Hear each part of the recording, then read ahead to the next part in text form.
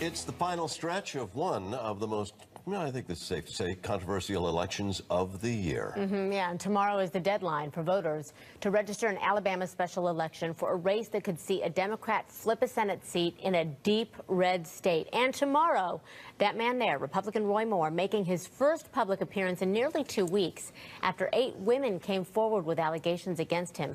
We should point out Moore has continued to deny these allegations. But in a response, his opponent, Doug Jones, has a lot to say. Yeah, he's been claiming that Moore is avoiding the campaign trail. He says that, quote, Roy Moore is hiding from his record, hiding from the media, and hiding from voters, disappearing for 10 days at a time and unwilling to go out and even work for their votes. Doug Jones facing an uphill battle, though, to defeat Roy Moore. According to the Washington Post, he has to carry more than 90% of African-American voters and boost their turnout. One endorsement that could go a long way is Alabama native turned Hall of Fame basketball player Charles Barkley. Roy Moore is running with Steve Bannon as his right-hand man, who's a white separatist. I'm not even going to get into the women's stuff, but a guy, how can you be a white separatist and represent all the constituents in your state? I mean, everybody's going crazy over this sexual allegations. Roy Moore would have, to me, when he brought in Steve Bannon, should have been disqualified. I don't understand. I mean, to me, that's how can you have a guy who's running with a white separatist running for a political office? We got a lot of black people in the state who are amazing people, but to run a campaign with a guy as your chief advocate who is a white nationalist, a white separatist, that should have disqualified Roy Moore way before this women's stuff came up. All right, so a race that has been very interesting gets even more so now. And back to talk about all of this is our panel. That's Kelly Jane Torrance, deputy editor of the Weekly Standard, and also Kyle Felcher, breaking news editor of the Washington Examiner. Thank you both for coming back. Kelly, let me ask you this. How significant, how important do you think that a Barkley endorsement is going to be? And will it change the conversation, especially about Doug Jones and Roy Moore? That's an excellent question, Martin. And I think the biggest thing that it might affect is turnout. As you mentioned in the lead up here, Doug Jones has to win a lot of African Americans, it seems, to win that seat. And a lot of them probably are not really excited by Doug Jones. He's not exactly a thrilling candidate. So turnout is going to be very important in getting people, a little bit riled up, a little bit interested in getting out there for the special election. It's, December 12th, not a day that people normally have on their calendars as an election. And I have to say Charles Barkley is partly right that Roy Moore should have been disqualified before all these allegations came out, but I think even before he brought on Steve Bannon. I mean, this is a man who proved as a judge that he does not believe in the rule of law. He thinks that we should have the rule of men, judges over the law, and I think that should have disqualified him from the beginning. Yeah, he was twice removed from the Alabama Supreme Court. Let me ask you this, Kyle, though. Roy Moore has not made a public appearance. I've been following his campaign now for almost 3 weeks.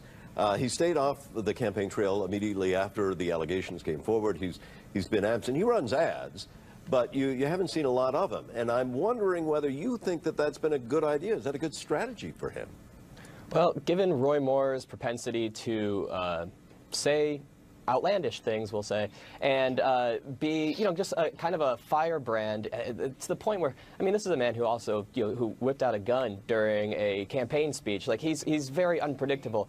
So perhaps it actually was a good idea to, in the immediate aftermath of all of these allegations coming out, not have him out and in front of cameras and in front of microphones, if only because someone like that can often do more harm to themselves in a race than they can help. You would think that perhaps this is something that his staffers said, maybe for a little bit we'll just let this try and calm down, and we'll come back when things are a little more settled. Whether they're settled now is up for debate, obviously, but clearly he's got to worry that there isn't some other woman or someone else who comes forward with some kind of allegation against him.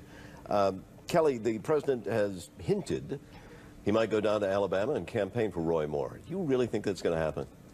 I think it's possible, and honestly, the more that people are shocked that Donald Trump is not disavowing the candidacy of Roy Moore, the more I wonder if he'll do it just to, upset the haters as he likes to call them. You know, we heard earlier on CNN that he's upset with his daughter for criticizing Roy Moore and the allegations against him. I think it's shocking that the White House is basically calling these 8 women, and who knows how many more might come forward, liars. And but the president's in a difficult position. If you know, if he says that we should tend to believe women, especially when there's a group of them coming forward with similar allegations, then he'd have to answer the question of why we shouldn't believe a different group of women with similar allegations against the president himself. So I think it's anyone's guess what he might do. I think more likely, though, we're going to see a early morning or late night tweet from Donald Trump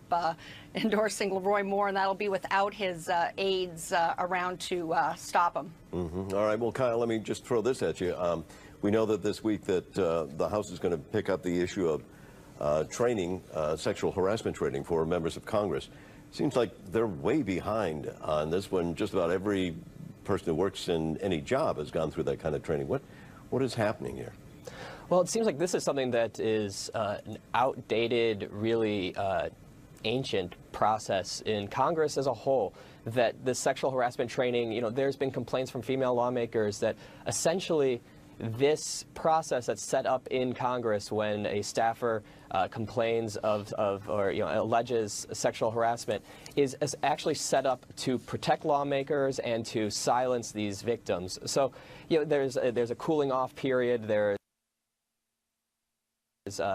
times when essentially to talk the women out of pressing forward with their allegations, according to some lawmakers. So this is kind of an overhaul process that's long overdue, and it's something that they're really going to have to take up and take seriously, because there's so much more coming out, and there keeps being these little rumbles saying there's going to be more coming, there's going to be more coming. You know, so we'll have to see what this week brings. You know, it's been just a roller coaster of how many more men and how many more lawmakers can be accused of this kind of thing. Right. I think there is a sense that a lot of people feel there is much more to come. Kelly-Jane Torrance and Kyle Felcher, thank you very much. Thanks, Martin. Well, Pope Francis is making a historic trip to Myanmar. It's not without controversy. We're going to tell you what's going on. Plus, how a murder case that's more than 10 years old is now catching fire online, thanks to interest from a certain A-list group of celebrities.